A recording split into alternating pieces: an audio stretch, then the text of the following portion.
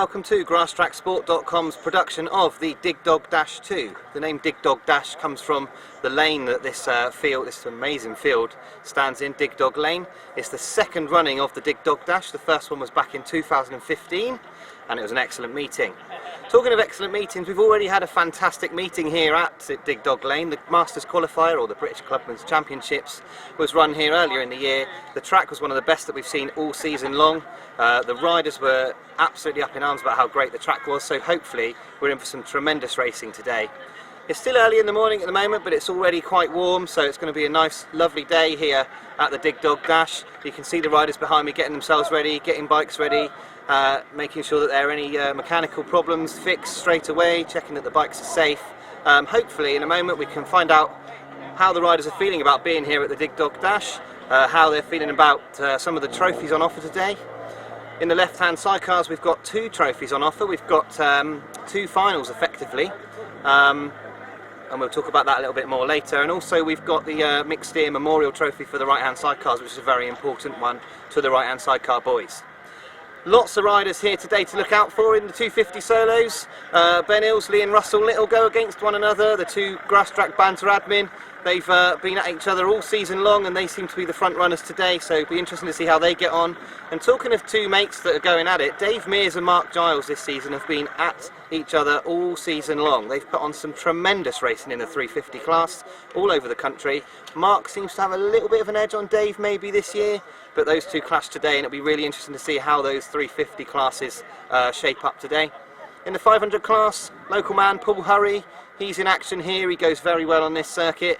Also Andrew Whittaker, all the way down from Yorkshire, rode tremendously at the Masters last couple of weeks ago, came 6th overall, his best ever. He's in the form of his life at the moment, so it'll be interesting to see how Andrew does. We'll catch up with some of the other front runners when we go around the pits in a second and see what their thoughts are, but I think we're in for some fantastic racing today here at Dig Dog Lane. Ready? Yep. So one of the riders that we talked about right at the beginning of the day when we talked about all the top runners today was Mark Giles, and we've caught up with Mark now. Mark, it's been a really good season for you. You're up at the top of the grading list, you've been winning races up and down the country. Obviously from your point of view, seems like a good season. Yes, it has been a very good season. It's like so far. I hope to continue that today. See, it wasn't for the help of Roger Maynard, I wouldn't be doing what I'm doing like this year. And yeah, I'm happy how it's gone this season so far, and hopefully it continues to end of the season. Now obviously Mark, you've been riding Grasstrack a long time, and you sort of went into the 500cc side of it several years ago, give up for a few years and then came back. And before we came on just now we were talking about, we think you're probably going better now than you ever have. Is that something you think you'd agree with? Yeah, I suppose it was. Yeah, I suppose years ago there was probably I wouldn't say it's more riders like than that. So yeah, some would give up, but yeah, I suppose I am going. I don't know what to put it down to why I'm going so well. So I don't know really, but yeah, I don't know why I'm going so well, but I'm happy with it, and yeah. Long may it continue. Yes, so. The other thing we talked about in the intro was that you and Dave Mears have been having some proper old battles this season. Obviously you enjoy riding against Dave. Yeah, me and Dave, we go back, we'll say way back, we do, me and Dave. We know each other, like what we're going to do out on the track. He's a safe rider, very safe rider. I'll say we know, I know where he's going to go, he knows what I'm going to do, like, so yeah, it's all good at the end of the day. So we always say, at the end of the day, you've got to be safe out there, and yeah, Dave is a very safe rider, and which is good, like for everyone like me as well, because we know each other. Yeah, I think it probably makes for even better racing, the fact that you two trust each other, I think. Oh yeah, we do trust each other. Yeah, so I trust Dave. Like I know he's going to come in like hard on the inside, but it's all fair. It is. I know he's going to do that because that's what he's good at. Like he's really good at coming in hard on the inside, and one of the last thing I just want to ask you is, this season you seem to have done even more meetings. I know you've been up to Ledbury a couple of times and more or less cleaned up there, and usually we only tend to see you in the South Eastern Centre. Why have you been branching out a little bit this season? The reason is because there's no meetings like down in the South East, no more. Really. It's only like Frittenden really, like, and like GTSA. So nowadays you've got to travel really. That's why I've gone like to Ledbury. It's a good track as well, good club. And like Masters of Missiles, like Chelmsford, I've had to go there. Like I wouldn't do many meetings this year. So yeah, that's why. Well, it's certainly been great to see you up and down the country doing a little bit more, Mark, and well, as I say, we're really looking forward to seeing you and Dave go at it again today, so good luck for today, and hopefully we'll have a chat with you at the end of the day. Okay, yeah, thank you very much. Thank you. Right, we've caught up with 1000cc right-hand sidecar crew now, Kieran Hicks and Kieran Ivey. Now, these boys have been flying this year, up and down the country really. First of all, obviously you're a long way from home, Kieran. What's brought you to GTSA this weekend? It's a track really from the qualifier. I was going to give it a miss because we've done so many this year, but decided to come up. Yeah, now Okay. they've the track, obviously we talked about it in the intro, the track was brilliant at the qualifier. Obviously, what do you think it was about the track that just made it so good? It was smooth for a start, and nice and wide and long, so there was room to move around everybody. There was no touching each other, all out the way of each other. Good track really. And also it seemed to suit you down to the ground. Yeah. So Kieran, you obviously went on with Kieran. It's getting confusing, isn't it? Kiz, you went on with Kieran at the qualifier, but obviously looking forward to riding here today. Yeah, it's the same reason as Kieran really. The track's really wide, so it gives you the opportunity to overtake people without the rubbing, as it says. Yeah, and now before we came on, the boys said please don't talk about the Masters, but I think we're going to need to talk about the Masters because obviously it was a big date for you boys in the calendar this year. Things didn't quite go to plan, but I think there was plenty of positives to take from it. How did you feel about it? I didn't enjoy it, not one bit, but at the same time you've got to take that, you've gained a little bit more experience. You've rode with the faster boys again, so you just take it as it goes really. And then move on to next year, obviously with that experience, I guess. Yeah. Yeah. Just hope it's not there again. Well, moving on to today. Obviously, today we've got sort of Paul Whitelam here, Rob Wilson, and you're well, they're becoming a bit of a rivalry between you and Tom Coster and Wayne Rickards. But up for it today? Yeah, keen to give it another go. Tom got the better of us last time. Hopefully it'll be close like that again this time. And is there, obviously Kiz aside, is there any changes that have sort of taken place since we were back here in at the beginning of the year? No, there isn't actually. Bikes just stayed the same. Get the same gearing on.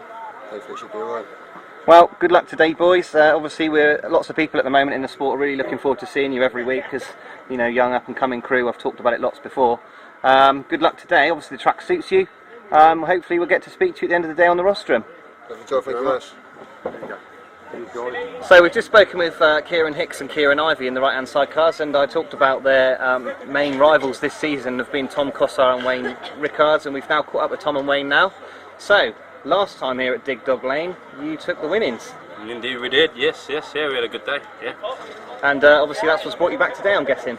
Yeah, we love the track's good, fast, suits the bike, so why not? So we asked the same question to Kieran, what do you think it is about this track that makes it so good? I love this pit bend, it's banks, it's fast, perfect size, it's everything about the track. It's got a nice lip up at the pit bends, it adds to the interesting factors. Yeah, there's a few bits, I like the downhill starts as well. That suits me because I can never get my bike out of start.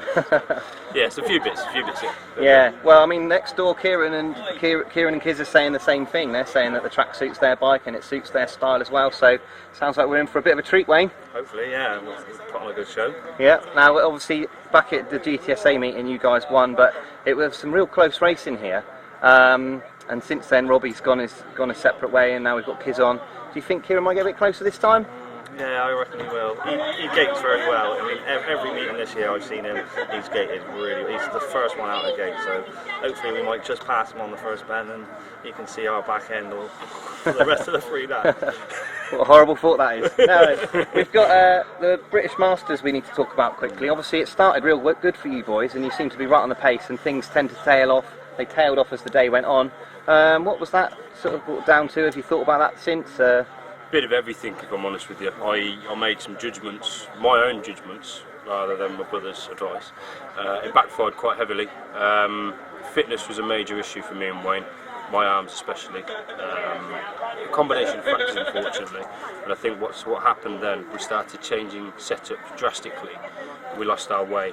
and we couldn't get back that quickly. You know what it's like with Grasstrack, you lose a few points, you drop a few races, you lose a few positions, you're fighting against it, you lose your head, and before you know it, you're not where you want to be. Yeah, well, I mean, I think what people would be really interested in is when you say about you sort of changed setups and lost your way, what sorts of things were you changing on the bike on that day? Obviously you were faced with a track that was unusual, was rough, and was a challenge to ride. I mean, it was the Cheshire Club did their best with a great meeting, but there's no doubt about it, the track was challenging. So when you met with a challenging track like that, what sorts of things were you changing? It all depends on what the bike's doing in the first heat. The first heat was perfect, in my opinion. We lost out to Gareth Whittaker, who actually won the meeting. We had a good cracking ride. So I made the conclusion to only change one thing, which was the drive. Now the track changed in a way that I didn't suspect would be it, that we actually lost our drive. I don't know how, I'm still trying to work out, but our turning ability was spot on. It was merely down to the drive factor. We lost our drive, what we've had all season. I think it was down to gearing, possibly the way I was riding, me and Wayne combination. It's something we've just got to evaluate heavily, because it's the only meeting that we've really gone backwards on, shall we say, this year. Yeah, I would agree with that. I think everywhere else you've just gone from strength to strength, and also I think you've been quite honest but quite hard on yourself in the fact that was the best collection of British riders in the country. Yeah, there is that. Well, anyway, boys, nice to chat to you. Obviously, hopefully we get to see some brilliant racing between you and Kieran, and also a couple of others as well. Rob Wilson's here today and Paul Whitelam's here today, so it's not like it's just a two-horse race. But hopefully we'll get to talk to you later on up on that rostrum. Superb, brilliant, mate. Thank you. Cheers, guys. Cheers, mate. Thank you very much. Well done, Wayne. We've now caught up with father and son solo riders, Stuart Mears and Dave Mears. First of all, Dave, we've caught up with Mark Giles up there. We've talked about you and Mark throughout the intro to this meeting, and we think that's where the action's going to come. You've obviously really enjoyed racing against Mark this year. Yeah, Mark's really good to ride against. He's safe. You can ride him hard, you can ride him deep, and he'll do the same back to you, and you come back, shake hands, and it's as good as, he won't ride you. There's nothing malice or dirty about it. If you do make a mistake and find a bit of drive and take him out, it's all sort of like in the moment. But you can have a real good safe ride with him, and when you're going into the corner, you can sort of give it your all, and knowing that he's going to turn, or if he comes underneath you, he's just going to ride a proper race. A bit like riding against old Bob Dolman when he was on the 350s. It was real good fun. Yeah, I mean, he said much the same, to be honest. He was really complimentary about your riding style. You both know each other so well. Is there one of the things he did say, though, was that obviously he went away from the sport and came back, similar to yourself, many years ago, sort of went away for a year or so and then came back. And then he said that he doesn't think he goes any better now, but what he does think is that there's less riders. Yeah, very true. I think exactly the same. Back in the day, you could go out at a Frittenden or a GTSA meeting, run a first or second in your heats, and then go out to the final and come last. And you just sort of think, well, how did that happen? Or you could just about sneak the final. Before they'd done the 3 legs and the qualifier that way, it used to be like the top 6 to the final, and then there was 12 out, 2 heats, and you'd go out and you'd just about sneak a 6, sneak into the final, then go out and win it. It was just, but the depth is not there. I mean, I can remember showing Stuart a programme back from, not that long ago, 95, and he's going, is that a final? So no, that's a heat. And it was that intense, there was loads of Keith Potts, Scopeses, Carters, Johnny Duke, there was loads of them, and it was just really good. But, I mean, today the depth is not there. I mean, I'm pushing 54. I don't know what Mark is, I'm probably 5 or 10 years younger than me, I would have thought. But, realistically, we shouldn't be sort of in and about the top 2 or 3, because I can remember when I started, riders, you look at somebody who was in their 40s and you think, I can't have that old duffer beat me. But now it's, people who like me and that are still there and abouts. So yeah, it's all good. As long as you don't land on your head, it's falling off at us now. You don't bounce anymore like these youngsters. You just go thud. Yeah, I think it's definitely what you sort of touching on is definitely a bit worrying. In as much that there's several classes, we're hoping to talk to Rob Wilson in the sidecars at the minute. It's a similar situation where we just don't seem to have anyone coming through. And now we've got a situation where actually you and Mark are very experienced riders, but probably one of the top 6 in the country, I would say. Yeah, that's probably true. I mean, you go up to sort of Ledbury, up that end of the world, you've got your Broadhurst has come back into the action. You've got Barry Powell still going well, you've got Mark Taylor, Neil Taylor has a little skid now and again. They're all good riders, but they're all probably the wrong side of 40. Yeah, well, I wonder what it is. Apologises to anybody who's under 40, but you know. Never mind. What do you think it is about the 350 class in particular then that sort of keeps those riders going? Because actually now we're talking about it now, the 250s tends to be dominated by youngsters. The 500s we've got a right mix of all sorts, but the 350s, what you've said is there's a lot of sort of... I think the 250 class, obviously you get the lads come up from juniors on their same bike, which is good because they can use it as a 14, 15-year-old, come out into the seniors, and then a bit like James Shanes, he come up, rode really good on the 250, had a little skid on the 350, but the 500 was appealing, and now you don't hardly see the bloke, do you, in the straight and gone, but bless him. But you know, the 350, they're a little bit, I don't know, a bit harder to ride. I think you've got to be really on it. It's not that, you know, like I've seen some really good 500 riders in the time have a go at 350s and can't get on with them. They're a little bit trick. You know, you've got to get the gearing right, your suspension right, to get it all working all together. But and I'm probably guilty of the fact that I can probably ride my 350 a lot better than I can ride my 500. So if I could ride the 500 like I ride my 350, then perhaps I could have done a few more European finals in my time, but well, hey-ho. I'm glad you brought that up actually, because I was just going to say, obviously you do campaign with the 500 as well as the 350 still, and this year at Astra you sort of came along as the track reserve, got a rode really well. I mean, you competed up against some of Europe's best and sort of got yourself forwards again into Europe again. Are you surprised by the fact that you seem to just year on year have the pace to keep up with some of the European riders? Gary Southgate's lent me an engine this year. It's really good on the 500. I was surprised to get the call from the ACU, but then I'm only 10 minutes from the Swingfield track, so you know, to me, to turn up to ride, it was a good day to run the engine in. 3 or 4 training sessions. Luckily I got a couple of heats, scored a few points to get the last place in the C final. Obviously had a bit of luck with the French lad falling off and me winning it. Made us 11th, and then with Eddie Kennett having a broken arm, that was another bit of good fortune from a good self. That's made me reserve for Tyack. And then young Andrew Whittaker decided for whatever reason he was going to retire, so that made us get into the European final, which I'm really pleased and enjoyed myself down in Tyack. But again, it's like riding around the M25. It's as hard as nails, concrete, and you've got to be a Zach or a James or somebody like that riding around the air fence, young and not silly but brave, I suppose. Whereas I'm sort of looking at the air fence thinking, I don't need to be out here. I'm quite sensibly in the middle. And, you know, I was on their exhaust pipes, but I knew I was going to go down there, and if I made the C final, all well and good. You know, we only scored a couple of points, but at least I can say I've got there, done it. Got the T-shirt, as they say. Again? Well, not again. That was my first European final. Oh, was it your first final? I know you've done a fair bit out in Europe. Yeah, but I mean Europe. So I've done about 5 or 6 meetings abroad this year, and I think it's a little bit like England. You know, the crowds aren't there.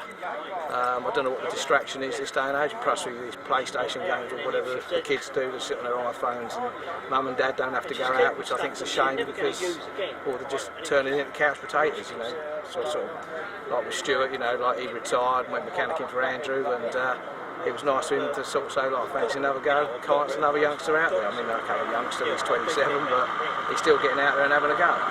Yeah, well, I think that's an ideal time to bring Stuart in, really. Obviously, you had the time off. You sort of came into the sport young and had a bit of a, fairly decent results, and then went out of the sport. Well, not out of the sport, you were mechanicking, obviously, for Andrew, but so what was it that made you think, well, actually, I'd probably fancy another crack? Because there's so many that don't do that anymore. So what was it that made you come back? To be fair, I missed it. I missed the buzz. I was playing a lot of golf, which it's nice. Don't get me wrong. Not quite the same as. It's not quite the same. And I enjoy mechanicking. I enjoyed going away with Andrew. But yeah, I think I just missed that buzz really. And I suppose I could blame Dad, I guess, but it's in my blood now. I've really enjoyed this year so far. Done a few meetings, had a few good results. Just trying to enjoy myself really.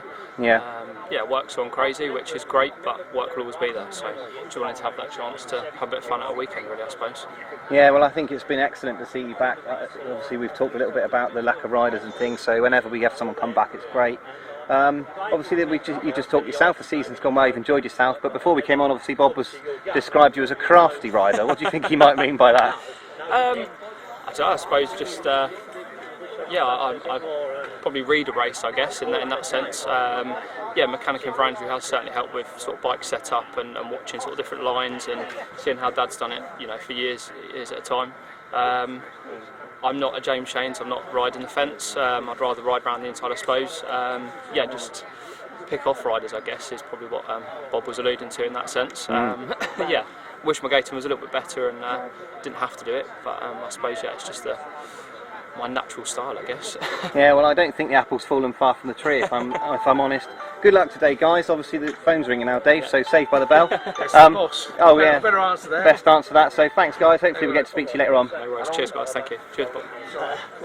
So far today we've talked to obviously Kieran Hicks and Kieran Ivey in the right-hand side cars, and we've talked to Tom Costa and Wayne Rickards, two young up-and-coming crews. But they've still got to get over you, Rob. Well, yeah, they have, but they're quite more than capable, I would say. Obviously, they're young and probably a little bit keener than me at times out there. So, yeah, they're going well. Both of them going really good. Yeah, and obviously, I would imagine the Grasstrack are in you's loving the fact that there's some youngsters going so well. Yeah, for sure. I mean, we need it to carry on. I mean, yeah, it's nearly time I should call it a day. And to be fair, there's a few behind me probably say the same, like, you know. Yeah, we talked to both the lads about the Masters, and obviously they had a bit of a day of it at the Masters. Kieran just wasn't happy with the track at all. Tom said he was chasing setup all day, and while all that was going on, you boys just cruised to 4th place. Yeah, I suppose it's just how it is. I mean, we've been around for donkey's years, and we know we just got to get on with it, you know. And it's probably all a little bit new to some of them. Yeah. So obviously, Terry, that Masters track was real challenging, but pleased with the 4th. Oh yeah, I've been moving with 4th. Yeah, the track was challenging, but it was there to be ridden by everyone. Yeah, it's just selling Dad's Grasstrack, isn't it, at the end of the day? So yeah, 4th place, yeah, I've been moving with that. In the run-ups, well, in the intro for the DVD for the qualifier, obviously you were riding the outfit at the qualifier. We were speculating that you might qualify for the Masters, given that you've gone pretty good on the bars yourself. Yeah. And then we were wondering what was going to happen if you got to the Masters. Obviously that never happened. No, but it didn't. No. Pleased to be behind Rob instead of at the bars, I would imagine, on a track like that. Yeah, no, yeah, definitely. You know, yeah, I like being the Masters as a rider, but yeah, all the time Rob's doing it. Yeah, I'm a passenger. I enjoy it. So, but yeah, it's just one day. Yeah. Now, obviously, Rob, because you were seeded into the Masters, you didn't get to ride here at the qualifier earlier in the year. Track looked brilliant when we rode up there for that one. Quite slick. Do you reckon it'll suit you today? Yeah, hopefully so. Same as, you know, I've rode most tracks in my time, I suppose, and the setup here looks really good. I mean, Will and the club, they put on an excellent meeting, and obviously they put a lot of effort into the track, and it does look good. Yeah. Well, good luck today, guys. Obviously, we think that the youngsters are, yeah, they're pretty keen to get going, but we still think they've got one hell of a hurdle in you two. So, good luck today, and hopefully we'll chat to you at the end. Oh, thank you. Thank you. Cheers. One of the crews that we haven't talked about yet, who is always there or thereabouts, is the crew that we've caught up with now, Matt Fumarola and Gareth Williams. Matt, so bike was up for sale and now it's just the comeback meeting, I'm guessing. Yeah, that was my wife's idea of a bit of a jest after spitting my dummy out at the Masters, and sitting there with my head in my hands asking, what am I doing here, is this worth it? Next thing you know, the bike's up for sale, but that was my wife in jest. It's not up for sale. I said he'd rather sit on a beach. I did say I'd rather sit on the beach, yeah. Yeah, well, I think everyone has those days, don't they? But I mean, it's great that you obviously, that was a joke, because obviously lots of people like watching you go round and still very competitive. This season's been a few drawbacks, but still there or thereabouts. Yeah, we have the odd flash of inspiration and then a bit of bad luck, and just need a little bit of rub of the green, that's all. We've had a bit of bad luck today. We've had to change engines in the week and put one of the old engines back in. We just hope it'll stay together till the end of the year. It's only done a season and a half, but we found a technical fault with our Masters engine, so we've had to drop that out and drop that one back in. So fingers crossed it'll hold together till the end of the season. So was it something that was happening to the engine at the Masters? I mean, there was a lot of bad luck going your way. There was warnings coming your way, and there was all sorts going on. But was the fact that the engine was off Tom part of it as well? No, we don't. We think we was at full power. There was just something that's not right, and we've found out now that it's a manufacturing fault. So we're in the process of trying to get things sorted. The Masters was just one of those days. I just felt very aggrieved that I got an exclusion where other people committing similar offences got a warning, and in the end, sounds a bit sad, but it just got to me to the point where I was going to end up either hurting myself or someone. So we talked about it within the team and we decided to pull out after the second ride. Yeah, and I think once your head's gone like that, on a track like that, to ride when you're not really into it, I think, yeah, it would be very difficult indeed. Yeah, I mean, it's the first time I've ever done that in my whole career. I've been riding over 20 years and I've always, even if I know I can't make a final, I will continue riding to the best I can the whole day. But that day I just couldn't bring myself to do it. And obviously that track for a passenger was real hard, Gaz, and so were you enjoying the meeting? Was it going, I mean, obviously the results weren't coming, but were you enjoying yourself on the back? Yeah, it was alright. Bits we did, it was alright. The track was a demanding track for a passenger, so at the start I was suffering a bit, just lack of fitness. Yeah. Well, I don't really know how you get yourself fit for a track like that, because it was really difficult and there were some really experienced passengers coming adrift, so yeah, I wouldn't beat yourself up really. But obviously today, if the qualifier was to go down, completely different. Yeah, I mean, this track and the qualifier track, we absolutely love. I mean, we've actually pretty much drove past Frittenden to get here today, and that's because of the club and because of the track, and we enjoy coming down here. Yeah. So these type of tracks, I prefer than just a flat billiard table. Yeah, well, good luck for today, guys. Obviously, after the Masters, hopefully we can get it back on track and enjoy your racing and go home with a smile on your face. Nice one, thank you very much. Cheers. So in the intro we talked about the 250 lineup and my banter boys, Russell Little and Ben Ilsley, looking like the front runners for the 250s today. I'm going to start off with Russell because yeah, we've got plenty of banter this year about your form, but in all seriousness, you have been flying this year. Yeah, no reason why, just enjoying the racing really, relaxed, no pressure, yeah. And obviously historically Ben's always been pretty much quite a lot quicker than Russell. So looking forward to putting it back in place today then, Ben. Yeah, Russell's done it all this year, he's got nothing to prove today, so yeah, he'll be behind me. I sent him a picture of my back wheel yesterday and said to him, that's the view you're going to be seeing all day. Yeah, I think he'll be getting used to that sort of thing. So there's nothing, you didn't really change anything this year, Russ. You didn't really, it was the same bike as last year and everything else, but just come together, innit? Yeah, nothing, bike's still the same. Engine was rebuilt by Sam Heitman in a Whittaker at Vortec, just a standard rebuild. Yeah, nothing, it's exactly the same as it was last year, just comfortable riding this year. And Ben, obviously the only change for you this year has been doing lots of speedway on the Isle of Wight, which obviously we give you plenty of stick for, being a speedway superstar these days, but has it helped you at all on the grass? Looking at the results, probably not, to be honest. It makes you more tired. Yeah. I decided to do a bit of speedway local to me, just to try and make me a bit better on this, but it's not really worked. But that's fun. Yeah. It's all about. You always seem to be really enjoying speedway. I mean, it's and obviously a lot more people buy speedway bikes and go speedway racing than they do Grasstrack. And you've sort of found out why that is this year. Yeah, I literally done it because I was fed up with travelling hours in a van to ride minimal time on the bike, to be honest. The Isle of Wight is fairly local to me and they run regular practice sessions and it's just bike time. And Russell, you had a go on Ben's speedway bike at the beginning of this year. Didn't think about getting yourself one? No, it was just as hard as I thought it would be. I think I'll stick to the 250s with knobbly wheels, thanks. Yeah, and you're always at the speedway slinging the spanners, so if you're busy riding you won't be able to do any of that. No, yeah, swing some spanners for Charlie Brooks and obviously Ben whenever I can, but yeah, obviously grass is the first love.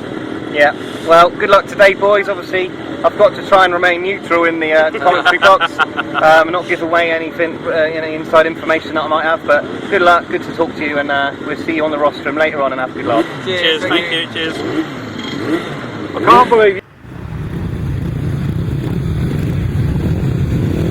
So, as Josh and Sam go back into the pits, I can already see the riders for race number 1 coming to the line. We've got the 350cc solos. Solo 350. Blue number plates with white numbers. That is the 350cc solos. And really today we've talked a lot earlier on in the day about Dave Mears, number 19, and number 26 Mark Giles. They've been at loggerheads all season long, those two. They're both from Kent, they're both local riders, but they are probably in the top 6 of the country. And they've been racing each other all season. Earlier on today they were talking about how much they enjoy racing each other because they're safe. Well, as safe as you could be racing a grass track bike, I suppose. Let's see how Dave, Mark and all the others get on today. So the pace graph and the way to go, and it is indeed Dave Mears that makes the start. He leads into the first turn, followed closely by Mark Giles. Mike Peters tries to come around the outside and going into that turn, and there's a fall for a rider in the middle of that corner. I'm not sure which rider that was, but there is a fall, so hopefully the red flags will be coming out because the rider is not moving off the circuit. A nasty fall going into that first turn.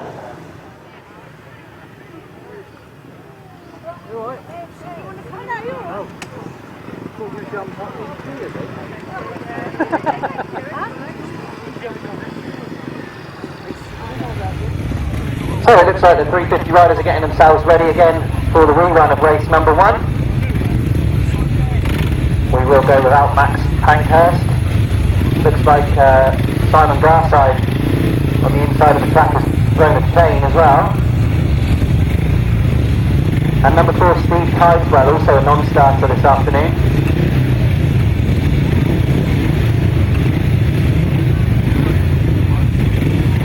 Sure enough, it was Dave Mears who made an excellent start in that first running. Mark Giles would have seen that.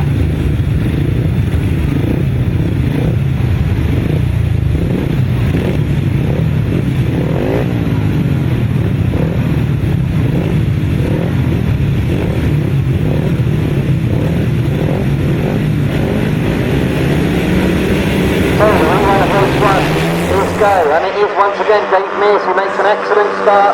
Mark Giles follows him into the turn, takes the wide line, but it is Dave Mears who leads Mark Giles. John Weeks has slotted himself into that third place this time with Michael Peters in fourth. In fact, Peters has come on terms with Weeks very quickly there, but at the front it is Dave Mears who leads. Mark Giles in second. John Weeks is there in third and Michael Peters in fourth. Now, will Mark Giles have an answer for Dave Mears at the moment? Mears looks an awful lot quicker than Mark Giles. He's certainly got his games on for today. Interesting battle for the third place. John Weeks returns with a sport this year. He looks very good in that third place, but as I say that, Michael Peters tries to mount a challenge on the outside for that third place. Weeks has just got about enough speed to keep in front of him though going down the back straight. Meanwhile, Dave Mears, number 19, out in front, looking very good with Mark Giles in second. Giles does have an answer for him, and this battle the third still rages. John Weeks on the inside, Michael Peters still trying to go around the outside of Weeks. He's gone very wide into that bottom bend. He's going to try and go right round the outside of Weeks, and in fact he has gone right round the outside of John Weeks. So, a great ride by Michael Peters to hold on to that third. Dave Mears takes the last lap flag. Mark Giles still got absolutely no answer for Mears at the moment. Now, can John Weeks make any inroads back at Mike Peters? It looked like Peters was a little bit quicker, but now that he's in front, he seems to have slowed a bit. He's gone a little bit too defensive in that first place. Whilst all that's going on for third though, Dave Mears takes the win in race number 1. Mark Giles will take second place. And still they battle for third. It looks like Mike Peters is going to hold on to that third place, number 37, and number 46, John Bob Penfold. Barry Coates 5th, Brian Cornelius 6th, and Tyrone Domain comes home in 7th.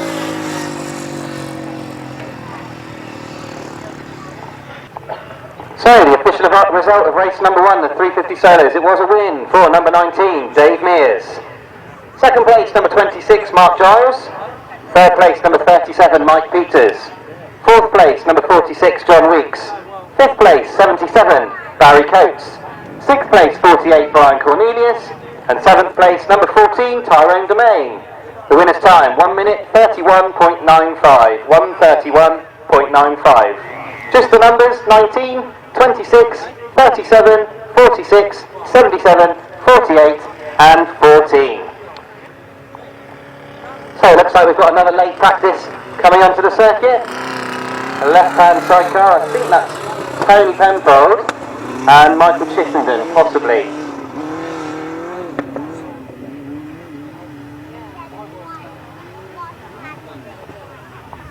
The ladies in the box here will do all the points for you if you're not interested in any of that. But if you do like to keep score, it's 12 for a win today, 10 for second, and then all the way down. So 12 points for Dave Mears in that first race. And we move to the upright class. Sometimes called the classic class, the upright class.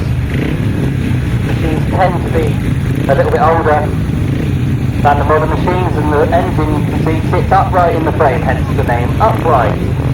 So 500cc, so they've got a yellow plate with a black background.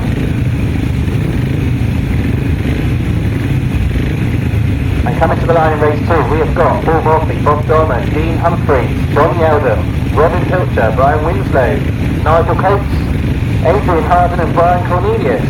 Don't think we'll see Matt Pankhurst after that spill.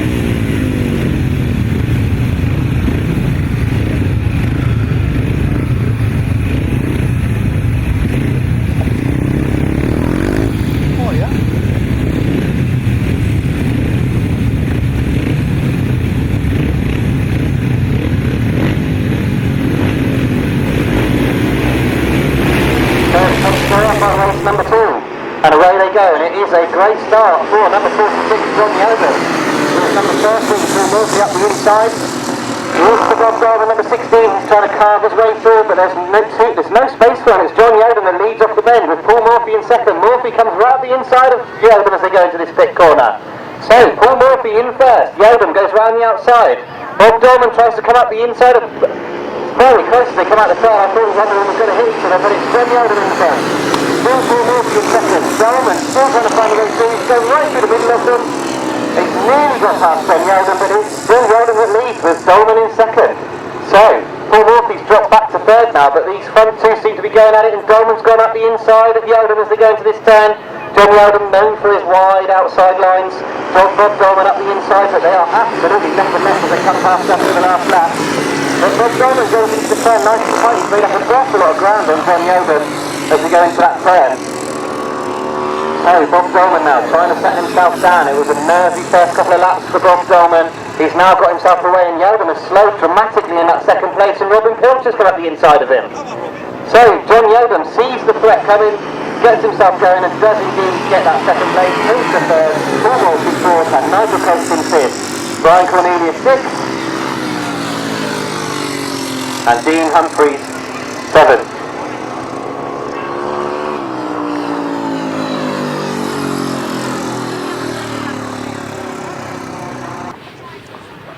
Well, race number 2, it did seem to be a quick race, and it was indeed only 3 laps that race, so the time won't be comparable, but the win eventually for number 16, Bob Dolman. Second place, number 46, John Yeldham. Third place, number 174, Robin Pilcher. Fourth, number 13. Fifth, number 7. Sixth, 48. Seventh, 45. Eighth, 2. And ninth place, number 63. The winner's time over the 3 laps was 1:16.85. 1:16.85.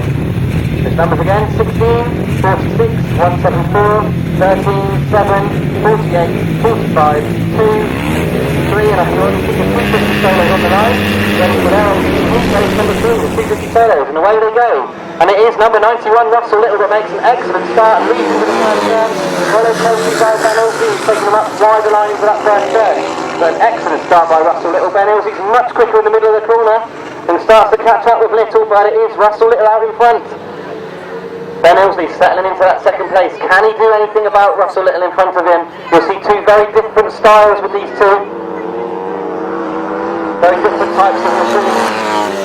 John Hollingsby has knocked himself into third place and got away from the pack, chasing after Ben Ilsley in second. And there's a few riders scrapping over that 4th, 5th, 6th and 7th place as well, and we'll pick those up as they come around. Meanwhile, at the front, Russell Little, number 91.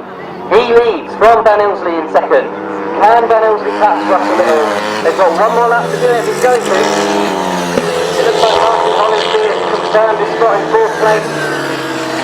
Whilst Gary Cook, Ian Bedingfield and Jake Gary still battle over that 5th spot. But at the front, Russell Little, he looks like he's going to take this one. Looks safe, he's had a few moments on this turn. Very tight, but it is going to be a win for number 91, Russell Little. Second place to Ben Ilsley, number 82. Problems for John Hollingsby as he comes out of this turn. It looks like the tyres come off the rim. Martyn Hollingsby takes third. Gary Cook fourth. Jake Gary comes home in fifth. It's close to the line for this 6th place. Just about Carl Bedingfield and Jamie Willis.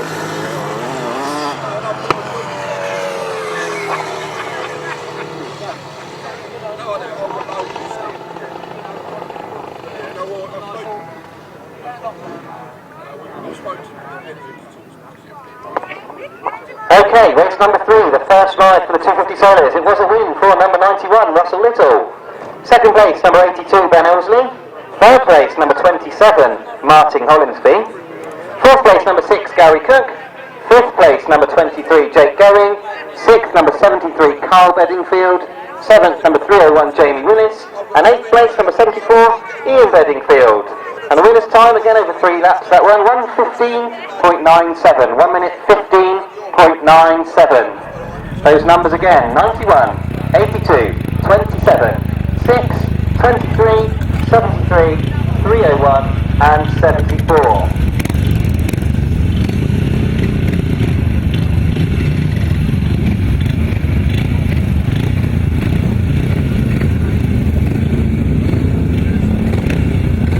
So race number 4, the left-hand sidecars. Racing of course today for the John and Bob Penfold Trophy and the Ernie Penfold Trophy. So this race is for the John and Bob Penfold Trophy.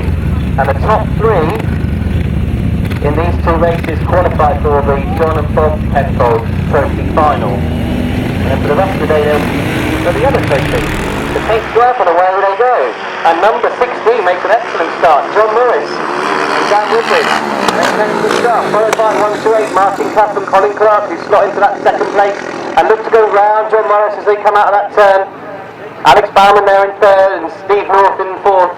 But John Morris, number 16, coming back to the sport, having had lots of time out. He leads the way at the moment with Martin Cuff and Colin Clark, no answer to them at the moment.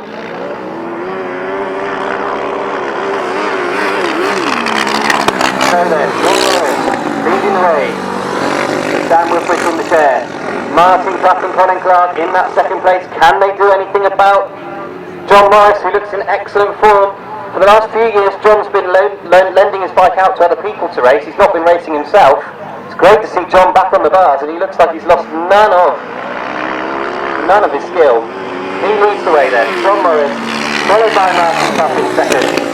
Alex Bauman in third, holding off Steve North and Steve North Jr.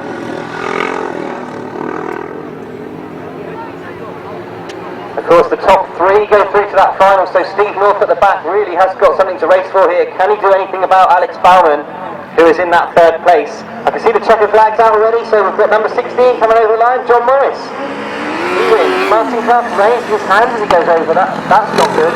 Alex Bauman in third, and Steve North in fourth. Problems for Martin Cuff, let's hope it's nothing too serious in that second place. So, race number 4, the first of the left-hand sidecars, and remember it was all about the first 3 in this one. So the win went to number 16, John Morris and Dan Woodbridge. Second place, number 128, Martin Cuff and Colin Clark. Third place, number 7, Alex Bauman and Mark Hopkins. And fourth place, number 193, Steve North and Steve North Jr.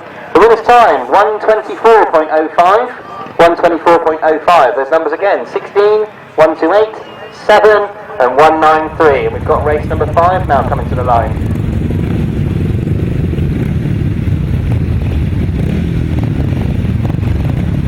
So race number 5, the second of the left-hand sidecars. Remember the top 3 positions are all that matters in this one, although points still go through for the other trophy on offer today, the Ernie Penfold Trophy. But the top 3 in this will make the final, so it's lots to race for in this one.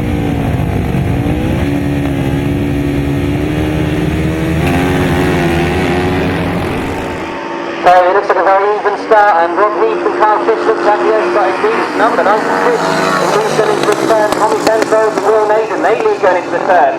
Rob Heath and Carl Fish slot into that second place there, but they look to have lots of speed coming off that turn as they come alongside number 96, going up the back straight. In that third place it's Tom Penfold, number 5. Holding that third place, very important position with Chris Berwick and Katie Booth in that fourth. But at the front, number 96, leading the way, Tommy Penfold, that's Will Naden. Can Will Heath and Carl Fish do anything about them? As I say that, looks like the other Penfold, Tom Penfold's come right up the inside of Rob Heath, but he couldn't quite get past. He definitely looks quicker in that third place though. Rob Heath looks down at the machine and up the inside goes Tom Penfold. So, Tom Penfold and Joe Bora get into that second place. Rob Heath tries to come back up the inside. In fact, they've got back up the inside as they come past us. Can he ride it into the corner? No, he can't. In fact, Tom Penfold's got straight onto the back wheel of number 96, Tommy Penfold now, so looking very fast in second place. But number 96, Tommy Penfold and Will Naden, can they do anything about the attack that's coming from the behind? At the moment it looks like Tom Penfold's trying to go round the outside, but the checkered flag's already out. It's going to be very close to the line. It's just about number 96. Number 5, Tom Penfold in second, and Rob Heath in third. Chris Berwick and Kane Booth come home fourth, and in fifth place, Josh Penfold and Sam Black.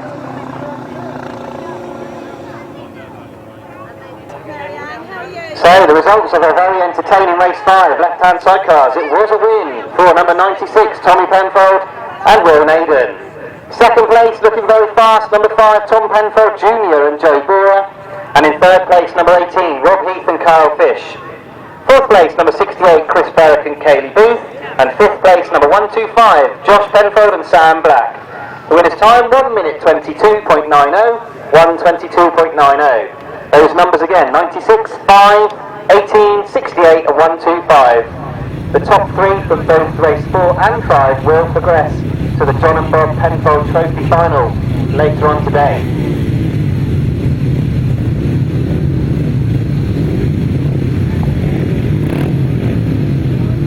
So then, race number 6, we've got the 500cc solos out for the first time. And in this one we've seen number 86, Paul Hurry, former European champion, multi-British Masters champion. He's out in this one alongside Martyn Sturgeon, number 15. Another very quick rider on his day. Stuart Mears and Dave Mears, we spoke to in the pits earlier on Stuart and Dave. Dave's already been out of one of the 350 class, coming off the outside in this one. Takes up, and it is number 86, Paul Hurry, that makes an excellent start away from the tape. With Martyn Sturgeon second and Dave Mears going around the outside of Sturgeon going into this first turn. Paul Hurry already got himself out of that first bend. Dave Mears goes right round the outside of Martyn Sturgeon to take up that second place. Hurry then, looking in tremendous form on this circuit. Dave Mears struggling to hold on to that second, and as I say that, Martyn Sturgeon has got on the inside of him. But Sturgeon comes from the second place now, and Dave Mears do anything about that one. Dan Barrett is there in fourth place, and he had a lot of people to get past to get himself into that fourth place, and now he's got himself there. He looks to establish himself in the fourth. John Yeldham goes wide and allows somebody up the inside of him in that fifth spot. Meanwhile, Paul Hurry takes the last lap flag. He looks like he's in tremendous form on this circuit. Will anyone be able to do anything about him this afternoon? Stuart Mears has also got into that fifth place, getting up the inside of John Yeldham. So then, coming around the bank in for the final time, it is number 86, Paul Hurry, who takes the first ride 500cc solo win. Second place goes to number 15, Martyn Sturgeon, and third place will be number 19, Dave Mears. Fourth place, 68, Dan Berwick, and fifth place, number 41, Stuart Mears, John Yeldham, and Nigel Coates.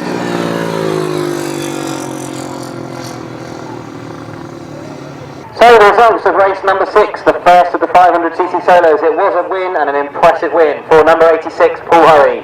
Second place, number 15, Martyn Sturgeon. Third place, number 19, Dave Mears. Fourth, number 68, Dan Berwick. Fifth, number 41, Stuart Mears. Sixth place, number 46, John Yeldham. And seventh place, number 7, Nigel Coates. The winning time, 1:05.34, 1:05.34. Those numbers again, 86, 15, 19, 68, 41, 46 and 7. And race 7 is already on the line, the next of the 500cc solos.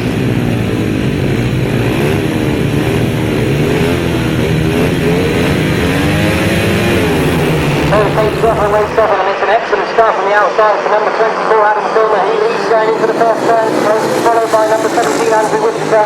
In that second place, Chris Watts comes up the inside as well, but Andrew Whittaker's got past Adam Filmer leaving that first turn, so it is Andrew Whittaker, number 17, who leads back into the pit corner. Adam Filmer in that second place, with Chris Watts slotted into that third, and James Theobald in fourth. So then Andrew Whittaker all the way down to Bristol this afternoon's race. Adam Filmer not quite such a long distance traveller, he's from Ashford in Kent. James Theobald has actually got past Chris Watts to get himself into that third place. But just like Paul Hurry did in the first one, Andrew Whittaker has got himself away. He's got plenty of space between him and the next rider, Adam Filmer, and he looks very impressive. rider who's in 5th place with James Wells in 6th. Some of you might remember James Wells, number 85, had a terrible accident here a few years ago. He's back on the bike, I'm pleased to see. But number 17, Andrew Whittaker, takes his first winner this afternoon. 24, Adam Filmer will take 2nd place. A good rise by number 26, James Theobald, to come 3rd. Number 12, Chris Watts in 4th. 45, James Peters 5th. 85, James Wells, 6th and 6th. And it'll be 7th place for number 64, Johnny Burnham.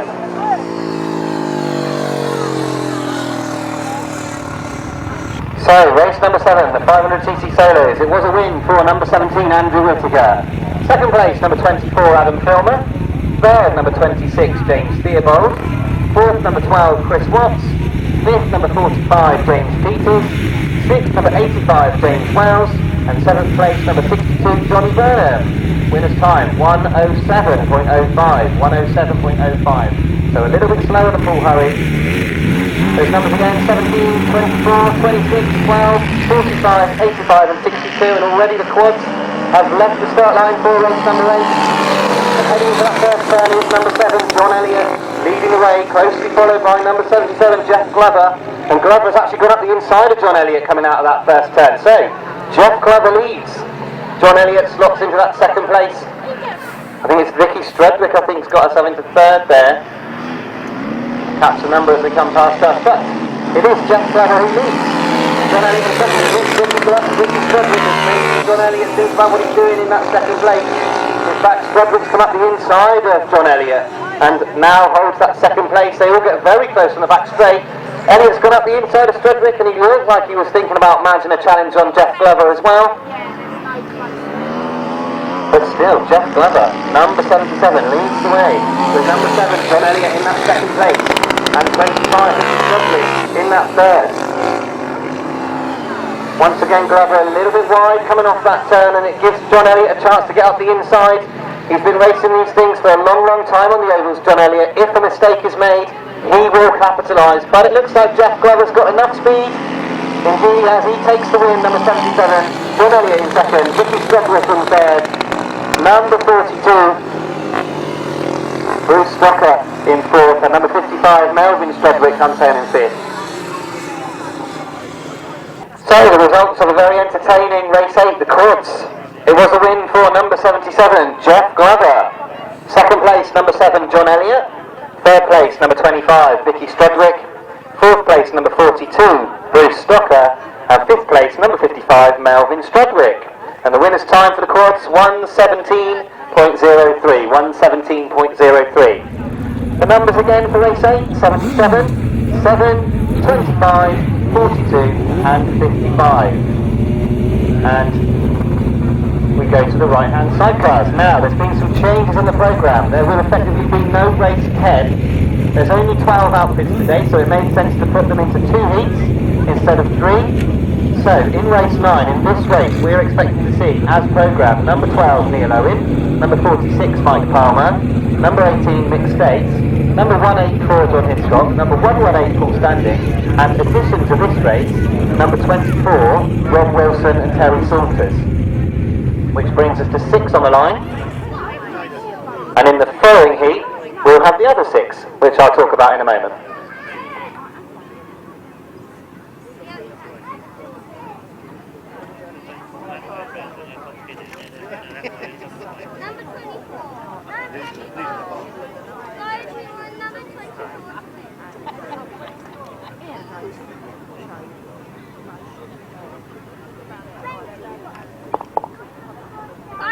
So the 1000cc right-hand sidecars racing for the Mixed Steer Memorial Trophy this afternoon. I can see the last of them just coming to line now. Several top names in the lineup today.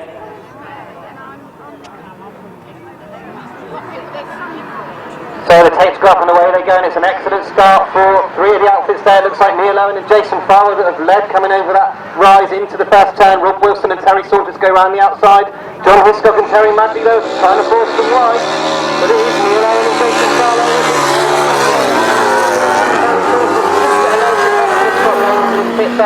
With Hiscock in 3rd, Paul Standing's got himself into that 4th place with Adam Cooper-Smith in the chair. In fact, it's not Adam Cooper-Smith today, but it's Neil Owen at the front with Jason Farwell. Looking very good. They look fast down here at the qualifier.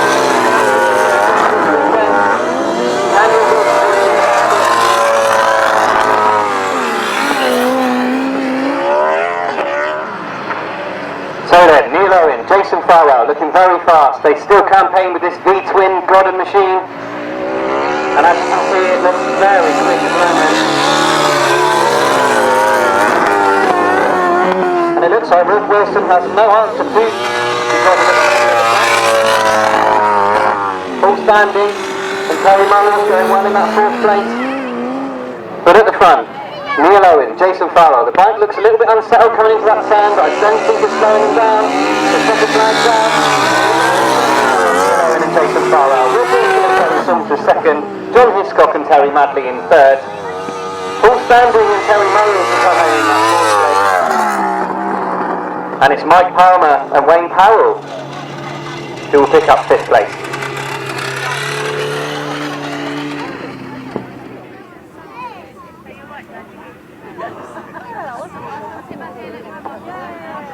So, race number 9, the first of the 1000cc sidecars. It was a win for number 12, Neil Owen and Jason Farwell. Second place, number 24, Rob Wilson and Terry Saunders. And third, number 184, John Hiscock and Terry Madley. Fourth place, number 118, Paul Standing and Terry Murrells. And fifth place, number 46, Mike Palmer and Wayne Powell. No 6th finisher, you can see Mick stays stricken in the middle of the track. The winner's time, 1:23.24. There's numbers again, 12, 24, 184, 118 and 46. So the next race, race number 11. Remember, we'll miss race 10. In race 11 we're expecting to see Matthew Marola in gate 1. Kieran Hicks and Kieran Ivey move into this heat, they're in gate 2. Tom Crosser and Wayne Rickards, Ian Jones and George Yates, Paul Whiteman and Bradley Steer, and the other runner in this one, 710, Billy Brockwell and Harry Coe. There you go. So there's 7 points for a win in the sidecars, slightly different to the solo class, so 7 points and then 5, 4, 3, 2, 1. This race sees a clash of 2 young riders that lots of people are very excited about at the moment. Number 29, Tom Crosser and Wayne Rickards, going very well this season. He actually won the meeting here back in June. He won the Masters Qualifier, or the Clubman's Championships as we now call it. And second to him that day was number 78, Kieran Hicks and Kieran Ivey. In fact, Robbie Simmons rode with Kieran Hicks that day. But Kieran Ivey now on board with Kieran Hicks.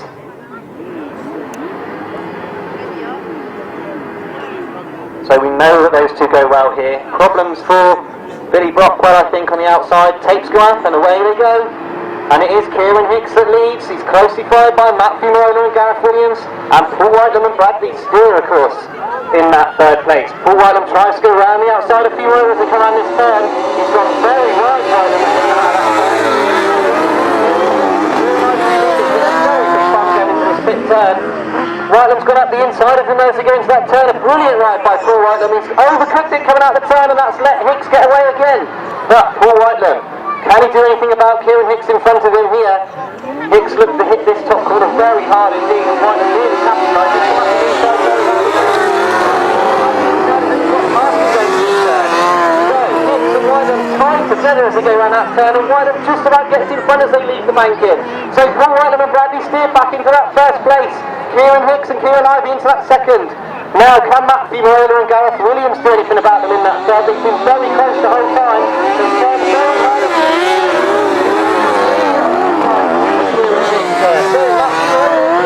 Tom Crosser goes into 3rd. They've all swallowed up Kieran Hicks and Kieran Ivey. Crosser goes completely sideways coming down the banking and goes back into 4th place. So then, Tom Crosser in that 4th place, trying to come round the outside of Kieran Hicks this time. Hicks is going for a wide line, but at the front it's going to be Gareth Williams coming very wide, coming past us. Tom Crosser and Wayne Rickards, and Kieran Hicks and Kieran Ivey settling for 4th. So race number 11 giving us a real flavour of what we're in for this afternoon. Eventually he had to work hard for it. It was a win for number 92, Paul Whitelam and Bradley Steer. Second place, number 15, Matthew Marola and Gareth Williams. Third place, right on the line, was number 29, Tom Cossa and Ray Rickards. And fourth, number 78, Kieran Hicks and Kieran Ivey.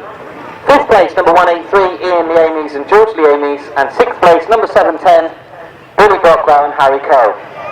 The winner's time, 124.09. 124.09. Those numbers again, 92, 15, 29, 78, 183 and 710.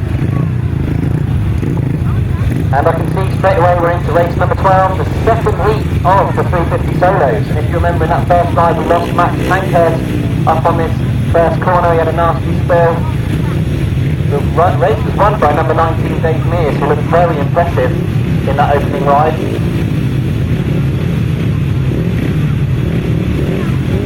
Mark Giles is the man expected to challenge Mears. Couldn't have an answer to him in the first one. The pace up and away they go, and this time it looks like Mark Giles has made a much better start as they come past us. And it is number 26, Mark Giles, that leads going into that first turn. Dave Mears in second. What can he do about this then? It's the first time he's been led in this 350 class. And as they go up the back straight, you can see Mears has got a turn of speed. He comes up the inside of Mark Giles going into this turn. And this is what these two are all about. Mark Giles on the outside, Dave Mears on the inside. But it is still Mark Giles. Just ahead of Dave Mears in that second place.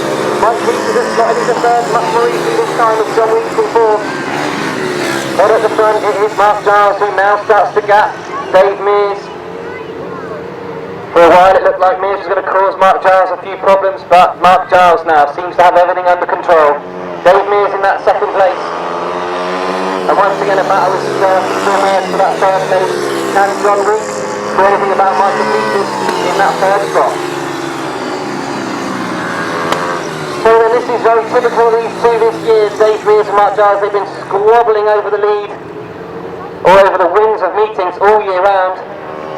And now it's one apiece, so Mark Giles, number 26, takes this one. Dave Mears only comes to the line. He might even lose that second if he's not careful. Mike Peters in third, John Weeks in fourth, and Barry Coates, much better ride this time in fifth.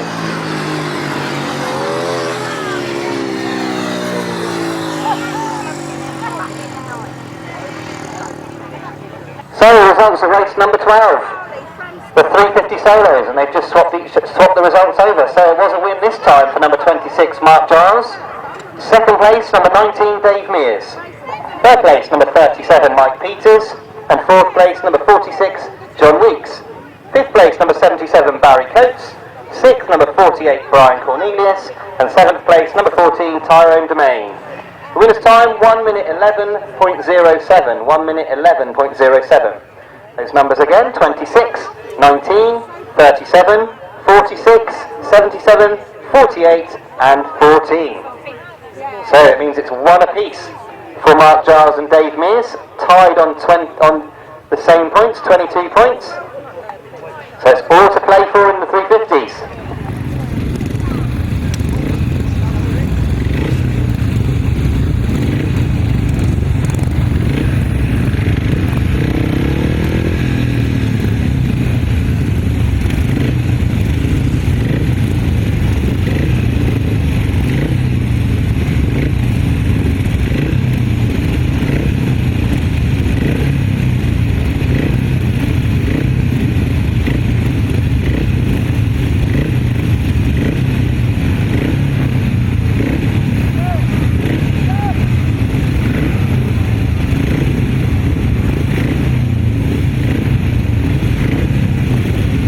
So race number 13 comes to line, the upright solos leg 2. And in the first race you remember that Bob Dolman had to fight very hard to get himself to the front. But eventually he got there. He had to ride underneath one rider, over the outside of another rider. He had to work hard for it, but he got there in the end.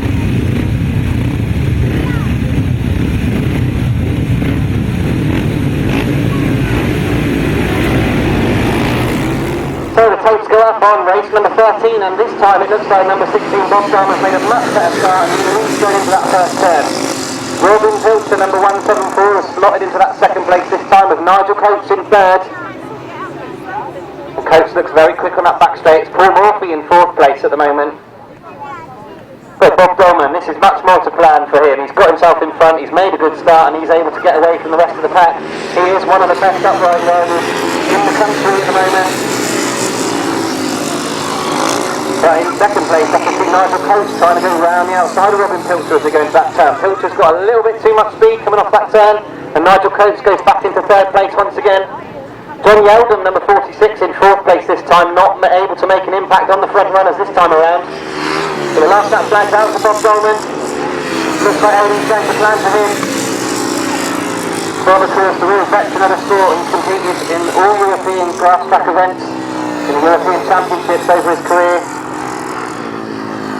Now races on the upright class all over Europe as well, but he's going to win this race convincingly. Number 16, Bob Dolman. Second place, still being squabbled over, it's very close to the line. 174 Robin Pilcher second, Nigel Coates third, John Yeldham in fourth, Paul Morphy in fifth, Brian Cornelius sixth, and number 45, Dean Humphreys in that seventh place, Adrian Harden in eighth, and Brian Winslow will pick up ninth. So results of race 13, the upright sailors, it was a win for number 16, Bob Dolman. Second place, number 174, Robin Pilcher. Third, number 7, Nigel Coates. Fourth, number 46, John Yeldham. Fifth, number 13, Paul Morphy. Sixth, number 48, Brian Cornelius. Seventh, number 45, Dean Humphreys. Eighth, number 2, Adrian Harden. And ninth, number 63, Brian Winslow. Winner's time, 1 minute 12.03. 1 minute 12.03. And already we've got to the line, the 250 solo, race number 14. So the pace drop on race 14, and once again it's number 91, Russell Little, who makes an absolute flyer of a start. I think he's going into that first turn, looking for Ben Ilsley, who came second in that first run. He has indeed got himself into that second place. So Russell Little leads. Can Ben Ilsley swap the results just like Mark Giles did in that 350 race? Lots of squabbling going on for that third place. It looks like Martin Hollingsby's just got himself into that third, with Gary Cook currently fourth, but I can see John Hollingsby there trying to go around the outside to try and get some ground on those third, fourth and fifth places, but he remains in fifth. Meanwhile, on the front, Russell Little fighting with his machine. Ben Ilsley's got very close to him now. You can see that Little is trying to campaign on that inside while Ben tries to make use of all of the ground on the outside. In fact, he's got himself right the way around the outside of Little and passes him coming past up here. So, Ben Ilsley looks like he was leading, but it looks like Russell Little's got back up the inside of him here. They're very close together in the middle of that turn. It looks like Ben Ilsley's back into first place. Russell Little into that second place. Has he got an answer to Ilsley now? Ilsley looks a lot quicker around the middle of the corner, and Little has to stop a little bit more in the middle of the corner. So the checkered flag this time goes out for Ben Ilsley. Russell Little comes home in second. It's going to be third place. It's going to be very close to the line for third. Just about number 27, Martin Hollingsby. John Hollingsby in fourth. Jake Goring fifth. Gary Cook sixth. Carl Bedingfield seventh. Jamie Willis gets eighth. So the results of race 14, and once again results swapped over from the first heat in the 250 solos. It was a win this time around for number 82, Ben Ilsley. Second place, number 91, Russell Little. Third place, number 27, Martin Hollingsby. Fourth, number 127, John Hollingsby Pert. Fifth place, number 23, Jake Goring. Sixth, number 6, Gary Cook. Seventh, number 74, Ian Bedingfield. Eighth, number 301, Jamie Willis. And ninth, number 73, Carl Bedingfield. And the winner's time that time, 1:15.91. 1:15.91. 82, 91, 27, 127, 23, 6, 74, 301 and 73. So things shaping up very nicely in both the 250 class and the 350 class, with one win apiece for Mark Giles and Dave Mears and one win apiece for Russell Little and Ben Ilsley. Very interested to see how that carries on as the day goes on. But now we turn our attention to the three-wheeled action, and we've got the left-hand sidecars up to race number 15.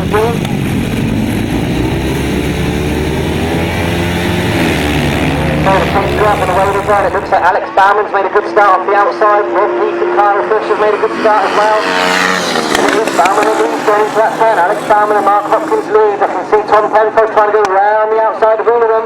And while that goes on, it looks like Rob Heath's got himself sussed in first place. Tom Penfold, who did look quick in that opening ride, is in that second, trying to go round the outside of Alex Bauman as they climb the banking. He's come right the way sideways as he comes out of this turn, very close to going right the way round in a 360 circle.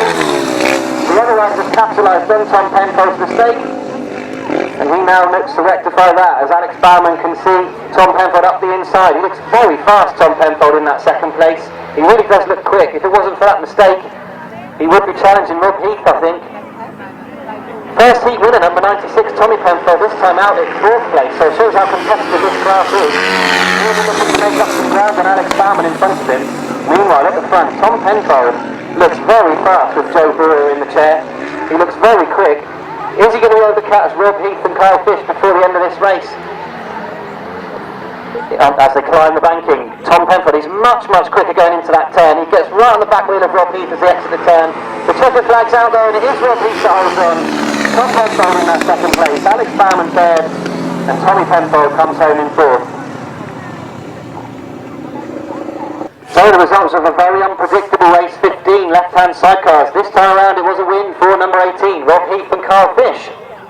Second place, number 5, Tom Penfold and Joe Brewer. Third place, number 7, Alex Bowman and Mark Hopkins. And 4th place this time after winning their first heat, number 96, Tom Penfold and Will Naden. The winner's time, 1:21.25, 1:21.25, those numbers again, 18, 5, 7 and 96.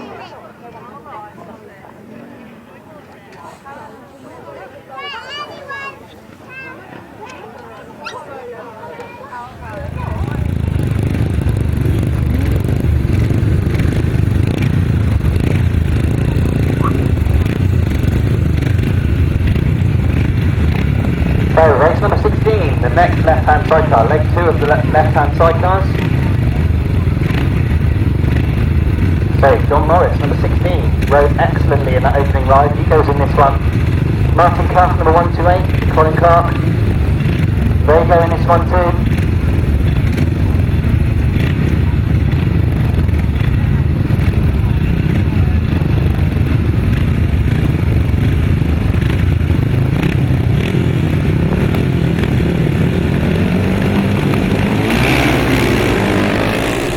Takes go up on race 16, and once again it is Martin Clark and Colin Clark that have made an excellent start. Number 16, John Morris, who won that race first time out, slotting into 3rd this time, with Josh Penfold and Sam Black sneaking up the inside to get into that 2nd place. They've come to a stop though coming out of that turn, and that's caused all sorts of problems for John Morris in that 3rd. But he goes into 2nd with Chris Berwick and Kaylee Booth following through in 3rd. So then, number 128, Martin Cuff and Colin Clark, the British champions in this class. Their bike definitely doesn't sound right, they don't look happy.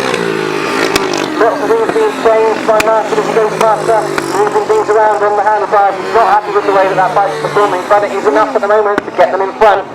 They definitely look slow as they go down that back straight there, and John Morris is looking to pounce as they go into this pit corner. So then, Martin Cuff and Colin Clark trying to nurse their sick machine home.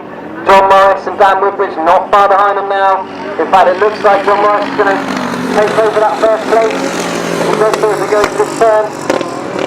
Martin Cuff is trying to race John Morris, but that machine does not sound good at all. In fact, Chris Berwick and Kaylee Booth have now come on terms with Martin Cuff as well and gone past. So, real problems for Cuff and Clark. You might remember that they put their hands up as they went over the line in their first ride. Looks like real problems for them. But while that's going on, number 16, John Morris and Dan Woodbridge take yet another win. Chris Berwick comes home 2nd. And it looks like we've lost our other riders as well up on the top end. So just the 2 finishers.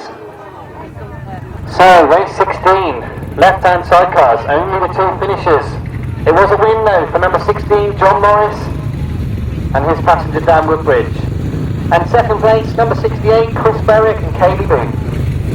The time for the winners, 1:27.23, 1:27.23. And hopefully some of those riders can sort out their machines, ready for the next set of races.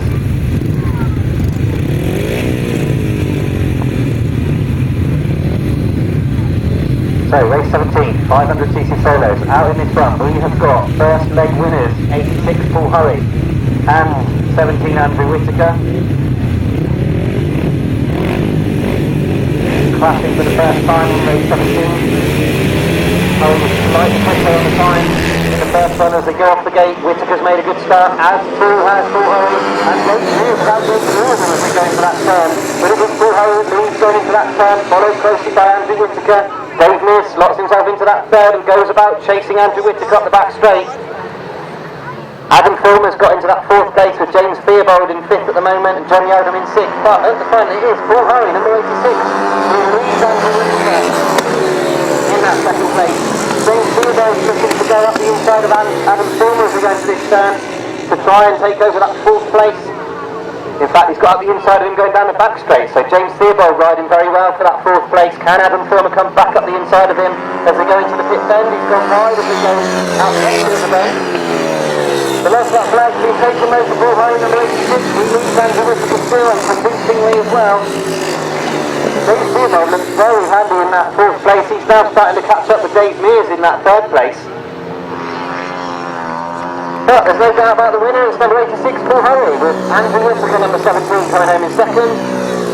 Number 19, Dave Mears, does hold on to that third place, with James Theobald, number 26, fourth. Adam Fulmer, fifth. Number 46, John Yeldham in 6th, and 45, James Peters in 7th.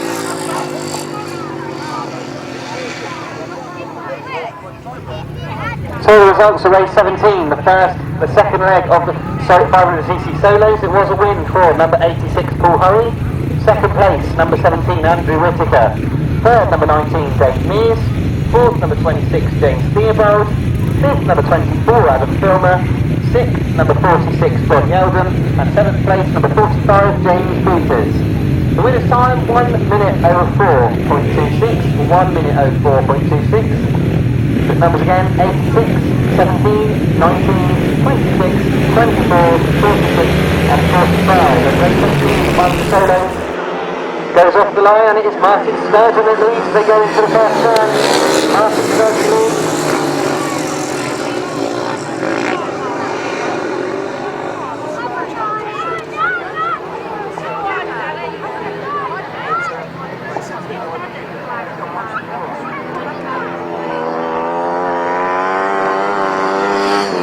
I just want to announce there is a lost ball. Archie, there's the name of Archie. If you're out there, Archie, he goes back to Rob Wilson's camp, please. There's some people looking for you. And if anybody sees Archie, can they please send him back to Rob Wilson's camp. Meanwhile, in this 500 race, we've got Martyn Sturgeon taking the last lap third. Stuart Mears has got himself into that second place, and Dan Berwick in third. So it looks like Sturgeon has come to a stop on that side. So Martyn Sturgeon's problems for him, which means Stuart Mears inherits the lead. So drama for Martyn Sturgeon once again. He really doesn't have a lot of luck, Sturgeon. But checker flags out for number 41, Stuart Mears. Dan Berwick comes home in second, and Chris Watts will be third. Nigel Coates taking fourth, and Barry Coates in fifth.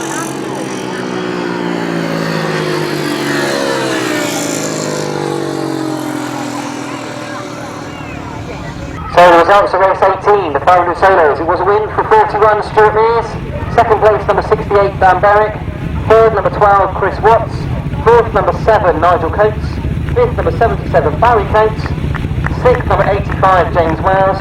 Seventh, number 62, Johnny Burnham. And it looks like Martyn Sturgeon, number 15, will be your 8th place finisher. He's pushed home from all the way over the other side of the track. On a hot day, not very nice at all. So 8th place, number 15. The winner's time, 1 minute 11.52. 1:11.52. I hope somebody moves that bike off the track because the quads look like they're ready to go.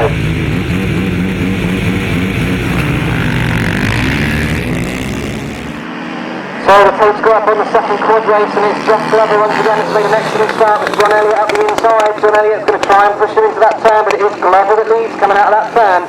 John Elliott in second place, Vicky Strudwick is in that third place. Fourth, number 42, Bruce Strucker in that fourth. So then, Jeff Glover, he won the first heat, he's got himself back out in front this time. Can John Elliott or indeed Vicky Strudwick do anything about him? They don't look like they're much slower than him, but they just can't seem to find a way past Glover at the front. John Elliott's much quicker off that turn. He comes right up the inside of Glover going into this turn. Is he able to make a bit of a gap? He has made a gap going into that turn. So, John Elliott has indeed got up the inside of Jeff Glover as he come out of this turn. Forced him wide, and he's now leading the race. So John Elliott leads, and Jeff Glover answering his challenge from John Elliott as Elliott slides wide going into that turn. Meanwhile, Vicky Strudwick in that third is watching the action. Any mistakes from the front two should be through. But John Elliott leading the way. He had to work hard for this time.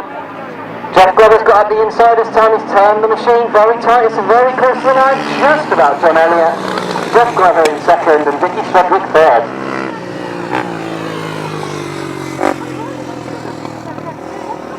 So, race 19, the second of the quads. It was a win this time around for number 7, John Elliott. Second place, number 77, Jeff Glover. Third, number 25, Vicky Strudwick. Fourth place, number 42, Bruce Stocker.